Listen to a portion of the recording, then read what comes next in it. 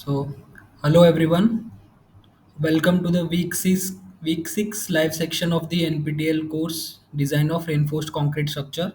I am Sanjay Kumawat and I am a PhD student at IIT Bombay. So today we will be studying about one-way slabs and we will be solving numerical problems. A total of two questions will be solved in this live sessions. So let's begin with this session. Okay. So what is one-way slab? One-way slab, it is a structural member which primarily bends only in one direction. So how will it look to me? Let's see. So slabs, I have again classified this one-way slab into two categories. So the first category is slab which is supported on only two sides. So as you can see in this schematic view, these are two masonry walls on which my slab is supported. So the slab is supported only on these two sides, and on the other two sides it is being free. So now my slab has a flexibility to bend like this, as you can see in this picture. Okay, so now here you can see the slab, the again a schematic view of this slab, one way slab. So it is also supported on these two longer beams, and the side on which it is free to bend. So what does this says to us? One way slab, it is a structural member which is allowed to, or which can sway only along one direction.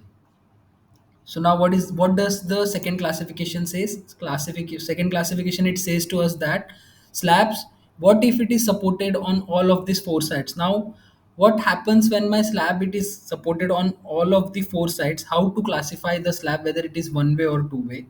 So let's see.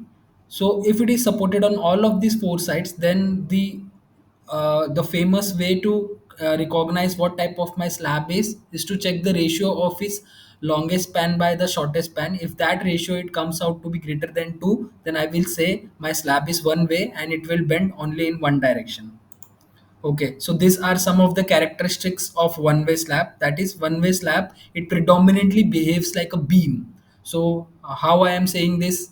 See, here you can see the slab, it can bend only in one direction, as you can see it here. So now if you take one of the strip from this entire slab, that strip, it will appear like a beam to you. And now this beam, it is bending up like a normal beam. This strip, it is bending up like a normal beam. So I can say it predominantly behaves like a beam. The second point, it says typically slab strips can be assumed to act as a beam. Again the same point. Now load transfer primarily happens to longer beam. So what does this mean? When my slab is supported on only two sides, like as you can see in this second image, so when it is supported on these longer sides, what will happen? The load transfer will be primarily taken up by these longer beams. Okay, I think it is clear to you. Now let's see what is two-way slab. So this is just for classification. In this class, we won't be solving any problem on two-way slabs. But how to identify a two-way slabs? Of course, two-way slabs will not be supported on. See, if my slab is supported on only two sides, then there is no question whether it is two-way or one-way. If it is supported on two sides, then it is obviously it is supposed to bend only in one direction, and that has to be one-way slab. And second option is when slab is supported on all of the four sides, then I will have to check Ly by Lx. So if Ly by Lx is less than 2, then I will say my slab is a two-way slab and it will bend on both of its direction.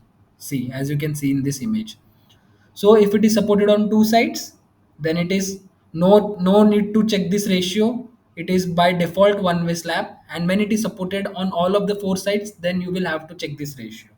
Okay. Now let's see what are the various design steps involved in the design of one-way slab. So firstly, what will I have to consider? I will have to consider that my slab it behaves like a beam, and that beam I will have to take a strip from the entire slab of width 1 meter. So as you can see, I have divided my entire slabs into small number of strips, and the width of those strips would be 1 meter each. Now, since I have said that each of the strips in the slab it will be behaving like a beam, so I will be designing this strip like a beam only. So how did we design the beams in my slabs? No, sorry. How did we design the beams? The singly reinforced and the doubly reinforced beams, we did it in the previous class. So the singly reinforced beam, how did we design it? We provided reinforcement in the tensile zone. So this is what slabs also are designed for. So slabs are predominantly designed for tensile forces. That's why we provide reinforcement in the tensile zone. Okay. And one more thing you need to like keep into your mind: slabs are never provided with compression bars. They are only provided with main reinforcement, that is the reinforcement which is along the tensile direction, which will resist the tensile forces, and the other reinforcement is transverse reinforcement, and or what we called it as the secondary reinforcement. Those secondary reinforcements are provided to take care of the secondary moments. We will just see it in a moment. So let's first see the primary reinforcement or the main reinforcement. So this main reinforcement, as you can see, in 1 meter strip, I am providing this main reinforcement. And when I see the cross section, this reinforcement will look like this.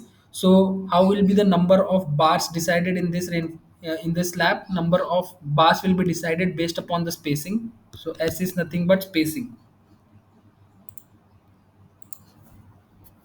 What is S? S is spacing, and since I am designing beam of 1000 meter, I need to find what is my spacing of bars in 1000 mm, not 1000 meter, in 1000 mm width of beam.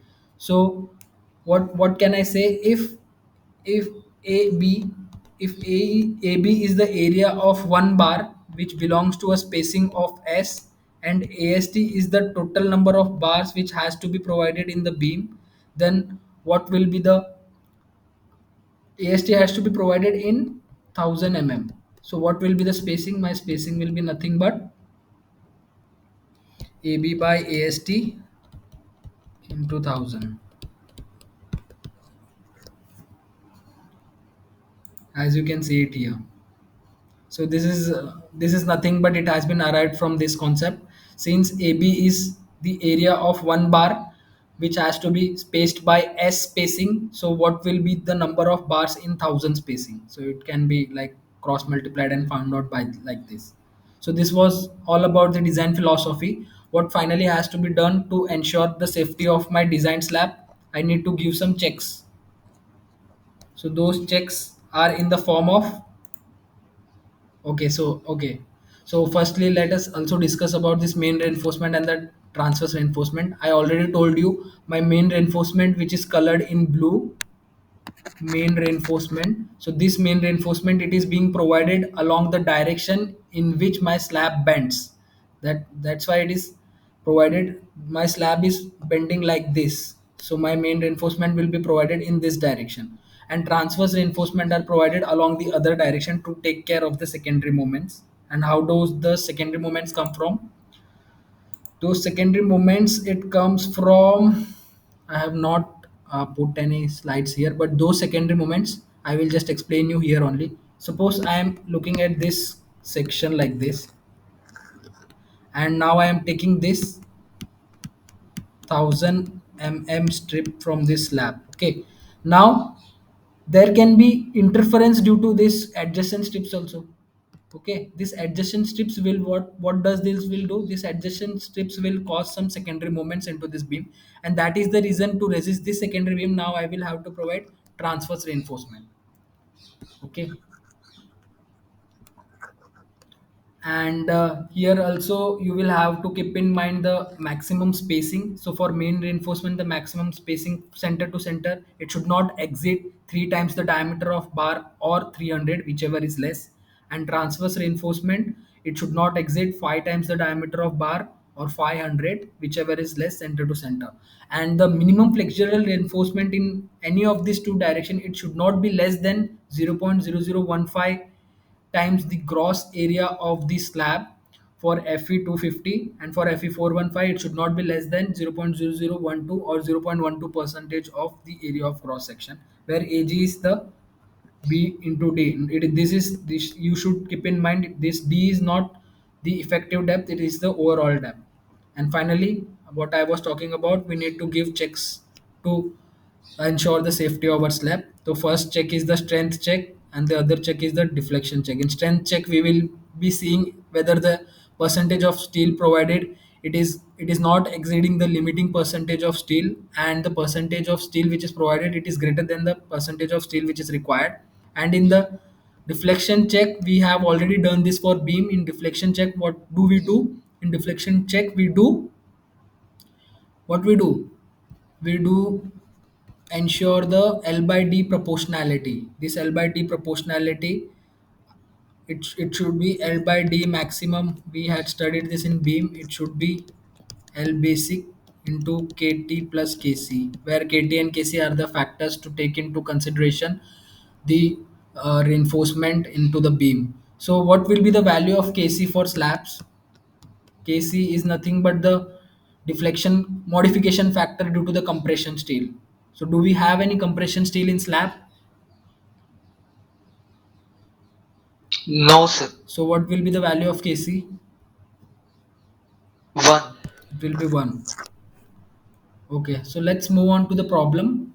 So the first problem, it says a mess hall kitchen has a slab with a clear span of 4 meter, and it is simply supported on 230 mm thick masonry wall on two sides. Loads acting on the slab are live load. Okay, the second one is the finishing load.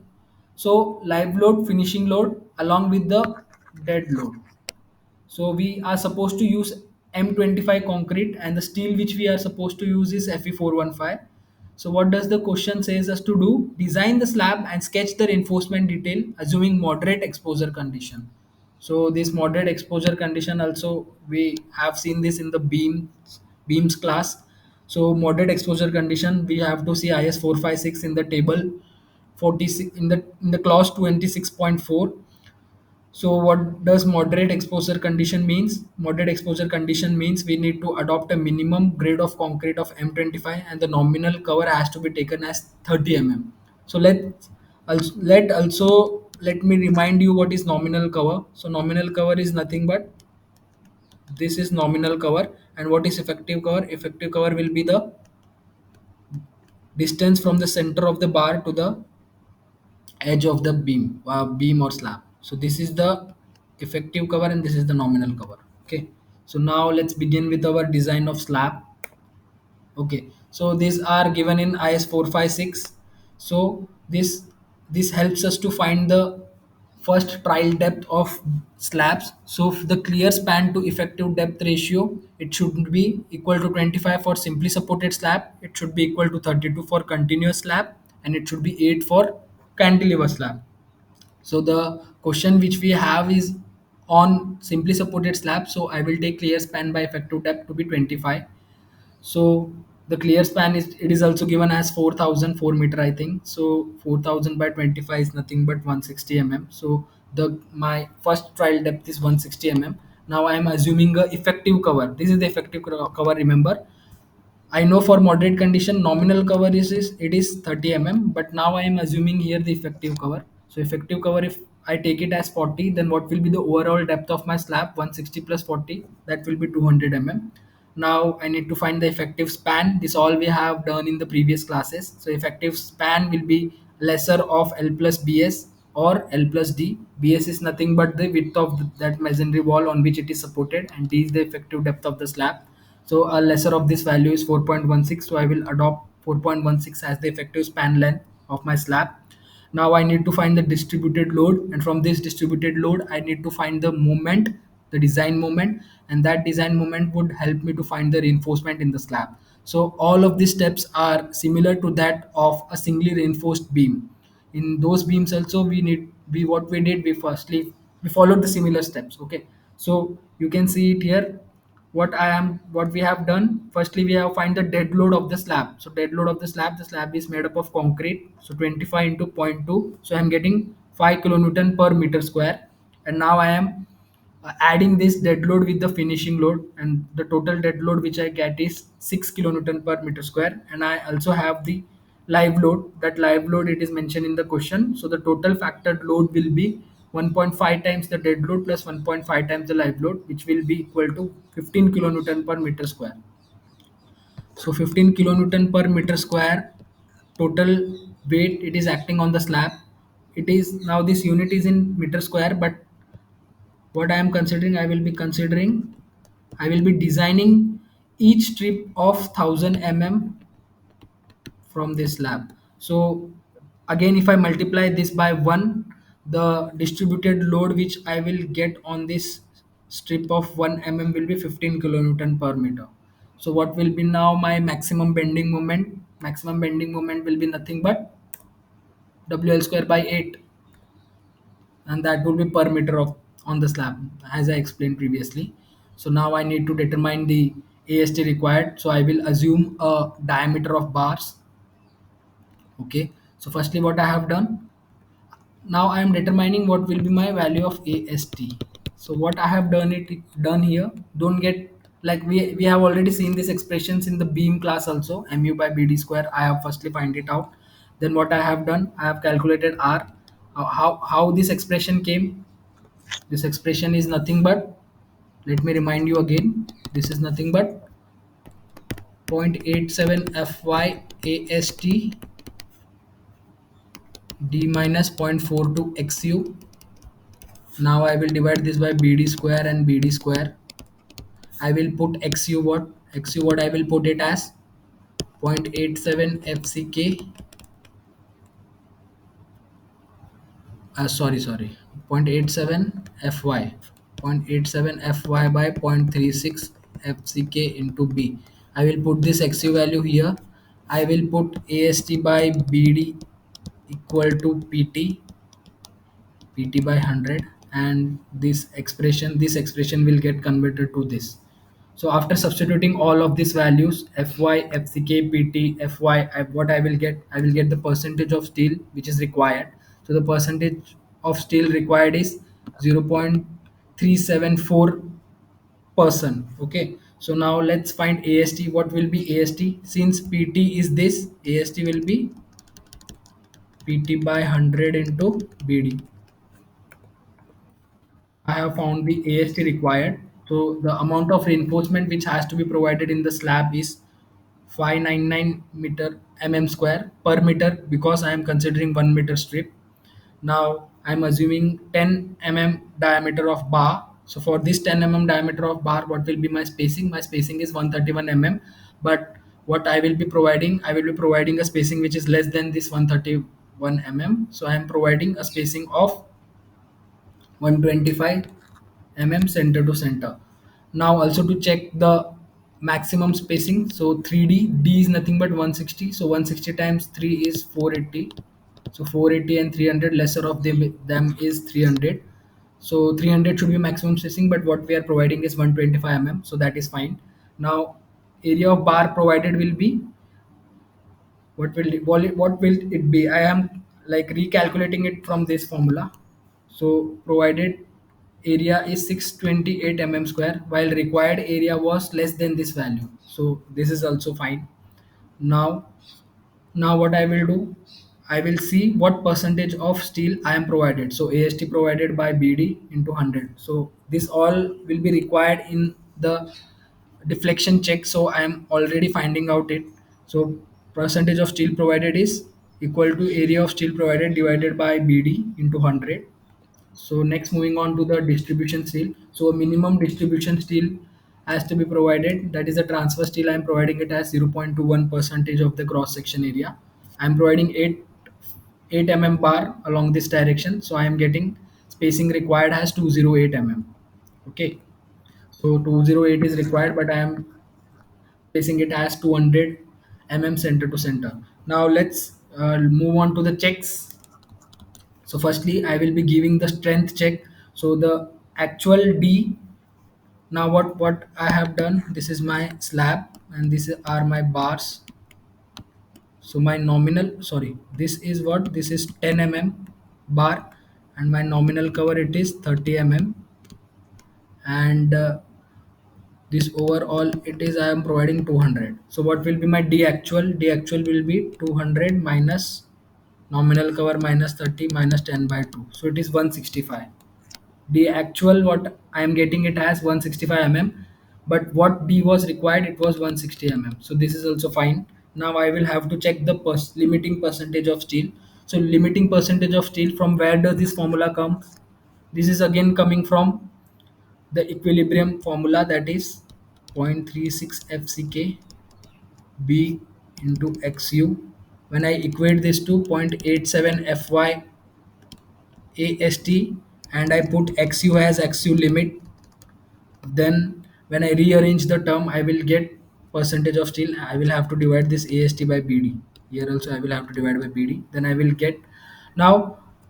Now what does this ensures? This ensures that my beam either it remains under reinforced or it remains balanced. Okay, because now I am putting XU as XU limit. So this check will ensure my beam is not my beam. Okay, you can say my beam is not over reinforced, but it is either balanced or under reinforced, which is a must check which we should give. Now coming on to the deflection check, we already have done this in the beam class. The deflection check, it has to be firstly the stress has to be calculated. This is the working stress, and the formula for the working stress has been given in IS 456. So for 229.6 and for 0.39 percentage of steel, I will be finding the KT value from the graph in IS 456. That graph I have not shown it here, but you know what I am talking about. Then the LD L by D basic for the simply supported slab, it is 20. When I multiply KT into L by D basic, what value I'm getting? Let's see. I'm getting a value of 30, and this 30, it is greater than L by D. L by D is what? My span by D ratio, the actual span by D ratio, which is 25.2. So this check is, my slab has also passed this check. So this was all about the first problem of design of one dimensional slab. Now before going to the, okay, now let's also finish the second problem. Then I will be discussing the doubts of the previous class. So let's first discuss the second problem. So the second problem is on continuous one-way slab. So what is continuous one-way slab? Now my slab, it is not a single slab. Single slab was what? This is a single slab. Okay, now my slab, it is resting on multiple beams, as you can see it here. Since it is resting on multiple beams, I am calling it as one way slab, continuous one way slab. Why one way? Because for this slab my Ly by Lx ratio is greater than 2. Okay, so now when I am taking 1 meter strip of this one way slab, what will happen, this 1 meter strip, it will also have some supports at different positions. So these are the supports. So indirectly what we will be designing a continuous beam, as you can see it here. So now this continuous beam, the only difference in between this continuous beam and an isolated beam is what? My isolated beam would have either negative bending moment or it would have either positive bending moment. But for this continuous slab, I will be having both positive as well as negative bending moment. And since, now let me ask you this question. Suppose this is a simply supported beam which is having a UDL of W. Can you easily calculate the bending moment of this beam? Can you Yes, sir. you can calculate easily bending moment of this beam. Why? Because this is a determinate structure. There are only two unknown. But now can you calculate the bending moment of this beam by using your basic theory? I have four unknowns. Can you calculate it? Slope deflection method, maybe. Uh, Yeah, you can follow those methods which are used for solving indeterminate structure, but that would be very lengthy problems. So in IS 456, considering all of the factors and to have A's in solving different types of continuous beam, they have given us the different moments which are acting at the supports and at the interior supports and at the interior span. So for a continuous beam, what you need to keep in mind, I will have a moment for the supports and I will have moment at the midspan. So all of this moment I need to calculate. IS 456 gives provision to find these moments in form of these formulas. Okay, so if my support is exterior support, then I can directly find out the bending moment based upon this formula. If my span, it is end span, then the mid moment can be calculated by this formula. And the first interior support, it will have a bending moment equal to this formula. equal and opposite. And for the second span, the mid bending moment will be equal to this formula, and so on. This will be repeating. Now for this span also, these values will be repeating. Only for the end span, these values are identical, and for all of the interior spans, these values will be identical. I hope you all of you got this, what I am trying to say. Okay, so let's look at a problem for this continuous one-way slab also. So what does the question says? The question says design slab for live load of 4 kilonewton per meter square, finishing load of 1.5 kilonewton per meter square. Assume M25 concrete and Fe415 steel, and that the end are resting on a masonry walls. Use 30 clear cover. Each slab panel with clear span of 3.4 meter by 8 meter has L by B ratio greater than 2.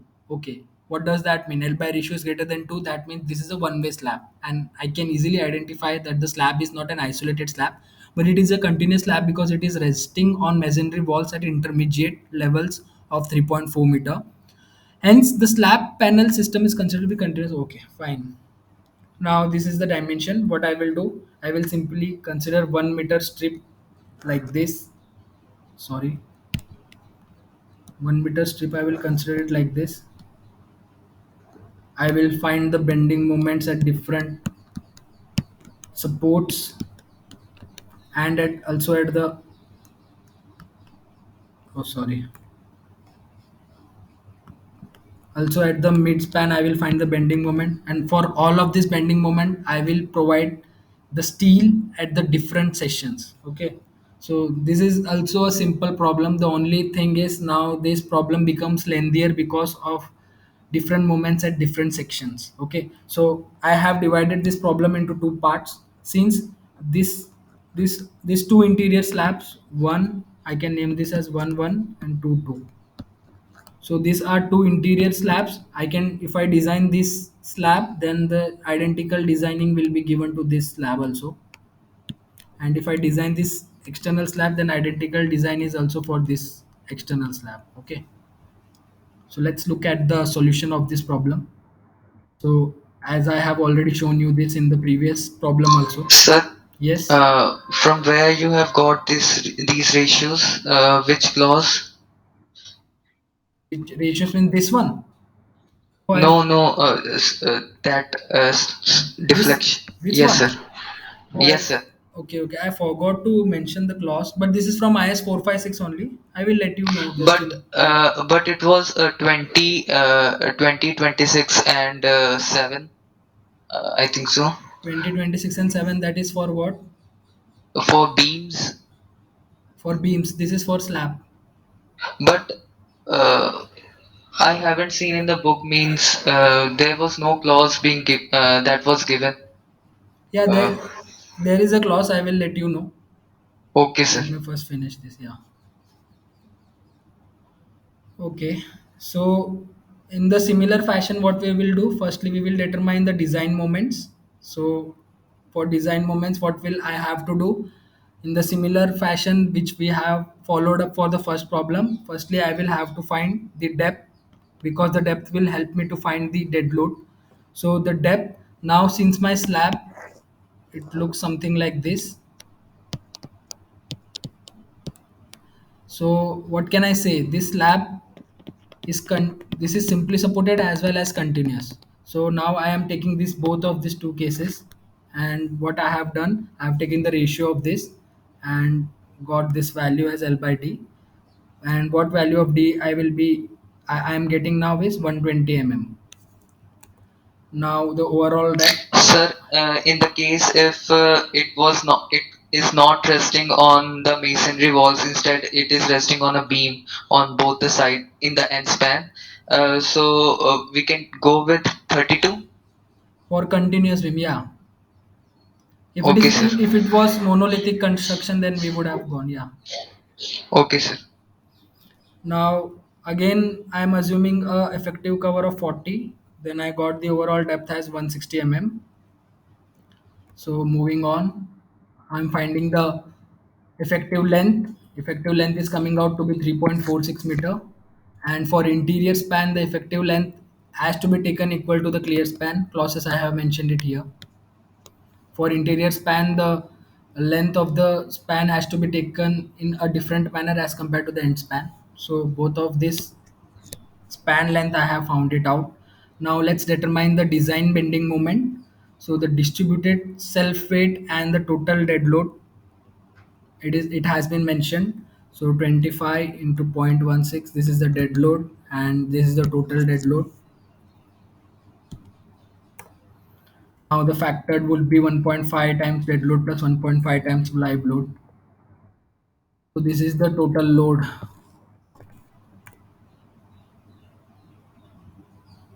Okay, sorry. Or factored load. Okay, fine. Now what I have done for the firstly I'm doing it for the end span using all those formulas which I have shown you in the previous slides. I'm finding out the moments as you can see it here. Okay. This was for the end span. Now what about the mid span? For mid span, not mid span, for the interior span, again I will have to calculate those moments as you can see it here. Okay. Now all of these moments I hope you can visualize it. So the first one is this, second one is this, third one is this, then fourth, fifth, like that it is. So all of these moments I have summarized it here, you can see. So for all of these moments, I will be following up the similar steps. Firstly, I will find the percentage of steel. Percentage of steel required is different for different steel for different moments. And then the AST required, I have found it out. AST required from that formula. Then what is the minimum percentage of steel I am supposed to provide is 192. Okay. So spacing I am providing it in the form of 10 phi and 8 phi. So you can see it here. Spacing I have calculated by that formula. I hope you can remember it. Then I have given a check for maximum spacing. You can all cross check this by solving this problem by your own, but for the time being please follow me here. Now the spacing of bars provided is for 8 phi, it is coming out to be this 220 110 and this values. Now what about the distribution steel? Distribution steel will be the minimum amount of steel provided. So the spacing is coming out to be 260 mm. And checks also you can give it in the similar manner. So you need to make sure that the limiting percentage of steel it does not exceed what percentage of steel it is we are providing. And similarly, you can provide check for deflection also. So for continuous slab also the problem was more or less similar only like the first one. So this was all about the continuous slab and isolated one-way slab. And one of you has asked me doubt how those ratios come. I will let you know. Firstly, let me discuss the doubt which was asked in the last class. So last class, who asked me? Shivam. Shivam, he asked me AV. You were asking me what is AV. So AV is what? Yes, sir. AV is shear span. So let me give you a feel of this shear span. What is shear span? See, sorry. You know what is bending stress? Bending stress is M by I. Okay, let me write it here only.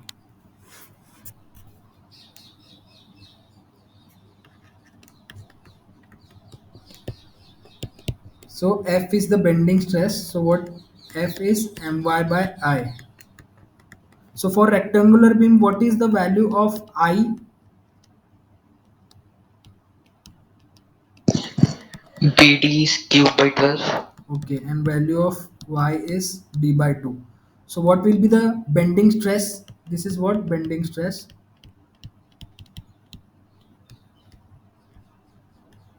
Bending stress, what value I will get it? 6M by BD square. Okay. So this is the bending stress value. Now again I have one more stress, which is shear stress.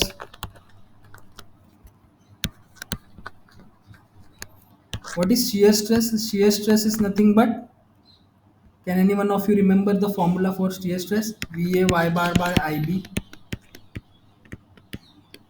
Okay, so this is the shear stress value. But what is average shear stress? Average shear stress, we take it as shear force divided by BD. This is the average shear stress. And bending stress, if I talk about the maximum bending stress, then 6 times maximum bending moment times BD. So this will be my maximum bending stress. And when I talk about the maximum shear stress, so for rectangular beam, the maximum shear stress is 3 by 2 tau average. That is 3 by 2. What is that? 3 by 2 V by BD. Now when I take the ratio of bending stress by shear stress, what will I get? 6 m by BD square into 3 BD. So what I am getting it here, VB get cancels, this get cancels. So what I am getting, 4 m by V into D. Let's, 4 is what? 4 is a constant. So let replace this constant as A into m by V, A by D into m by V. What is M? M is what? Moment. And V? V is the shear force. V is the shear force. So M by V. Can you just imagine? Suppose this is the shear force V, and suppose this is AV. Suppose this is AV. So what will be the moment at this point? M. Moment at this point will be V into AV. Yes, sir. So M by V is what? Shear. That is the lever arm. Yeah, it is AV. We call it as shear span. Okay. So why we are calling it as shear span? Uh, Shear force is means constant here. Yeah, that's why we are calling it as shear span. So AV is, so some of the examples of shear span would be what? If I take this as beam, if this is a beam,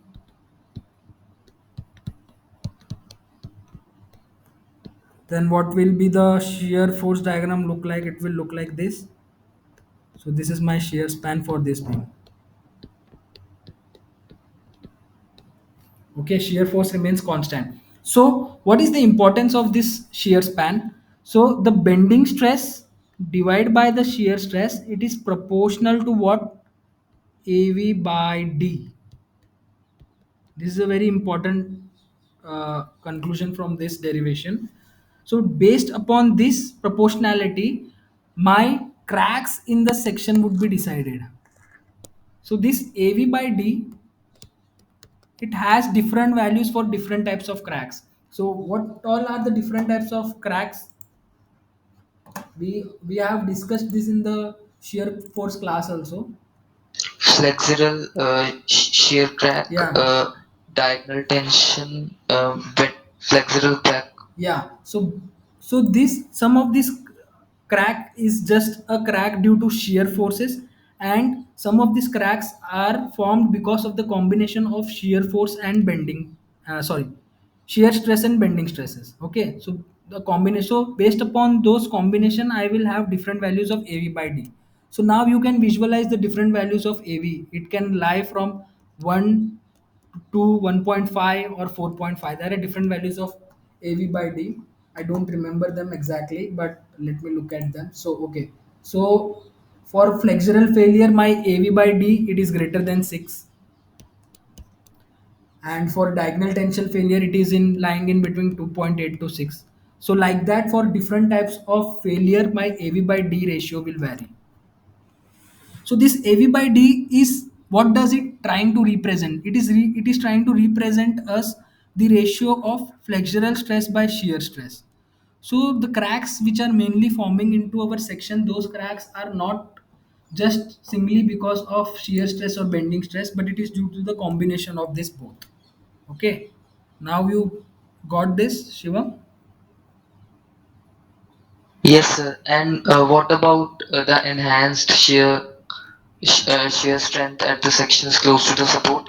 Yeah, those enhanced shear stress, those values, like I think if you have wrote read that notes very carefully, what does those says from the various experimental analysis for deep beams. See, I don't know if you are familiar with deep beams or not, but for deep beams, the shear stress, it does not remains linear. You must have not studied what are deep beams, but for deep beams we have to go for enhanced shear stress, because for those deep beams my linear strain proportionality does not exist, because the for deep beam we follow this type of trend for the shear stress distribution, because of which we have some like those exceptions in which we are defining the enhanced shear stress conditions. Okay, sir. Okay, but for the time being you just try to remember this ratio. Okay. Yes, sir. Sir, deep beams are covered in advanced RCC Yes. designs. Yes, Okay, yes. sir. So, any other doubts, anyone? Yeah, Shivam? Uh, Sir, I want to ask, is it necessary to provide the cranking of the bars in the slabs? Yeah, it is necessary for economic design.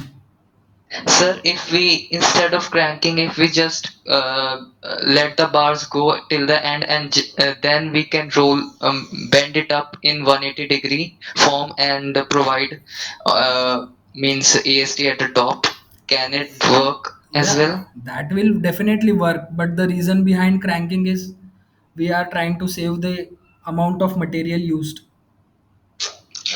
Sir, as I was solving some questions for the two-way slabs, there for the check for the development length was there, and to satisfy that criteria, 1.3 times m by b, that criteria, we had to go for instead of cranking, we have to go for till the end, and we have to do 180-degree bend in that way.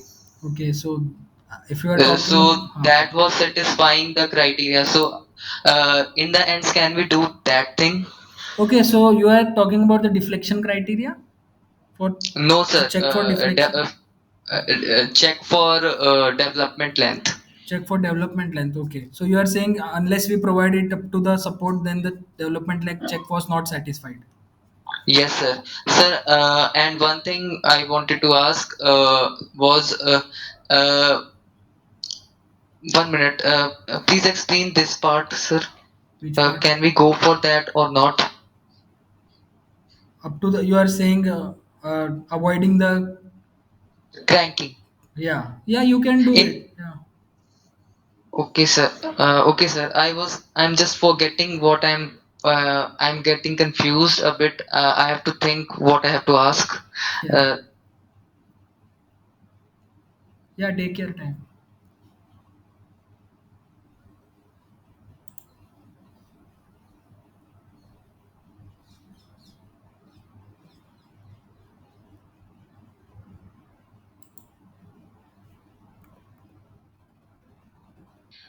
Sir, in the ends, we have to check. We have to go for the check for the shear. Yeah. Uh, Yes. Sir, if we do the cranking, then AST is reduced to half. Okay. So in that case, the value of AST is so less that we have to the table that we are using for calculation of the tau c.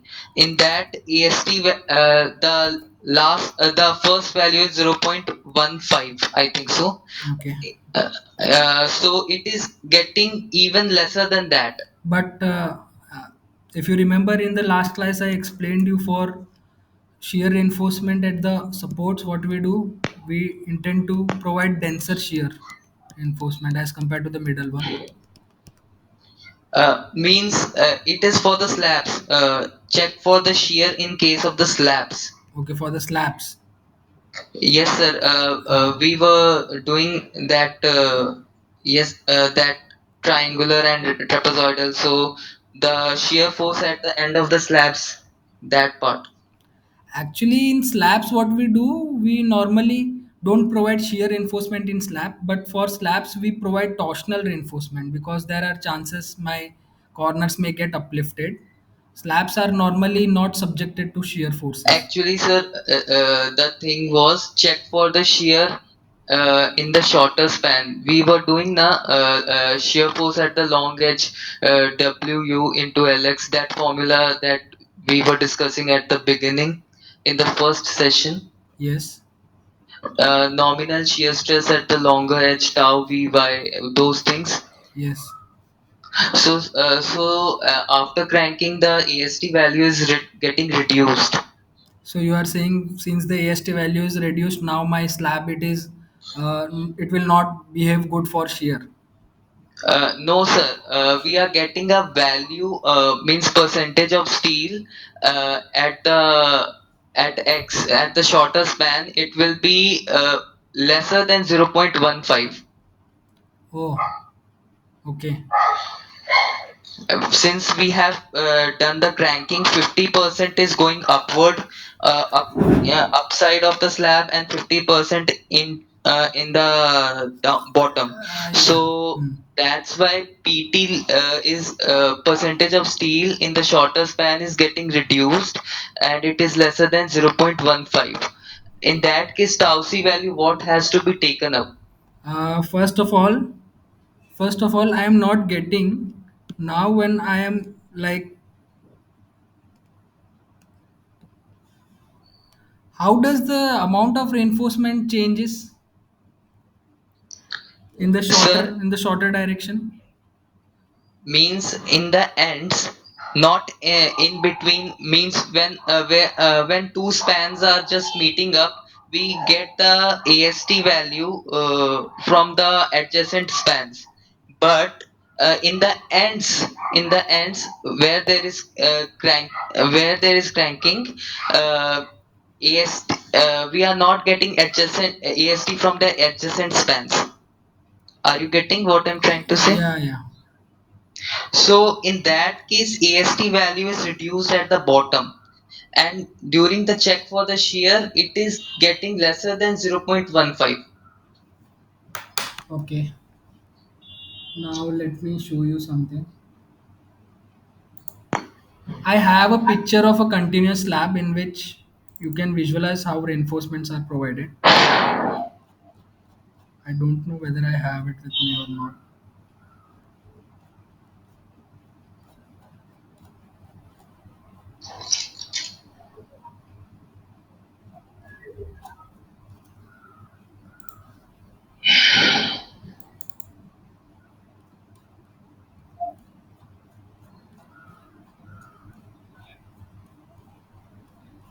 Okay, I got it. What you are saying because of cranking the amount of. It's not like that you are thinking.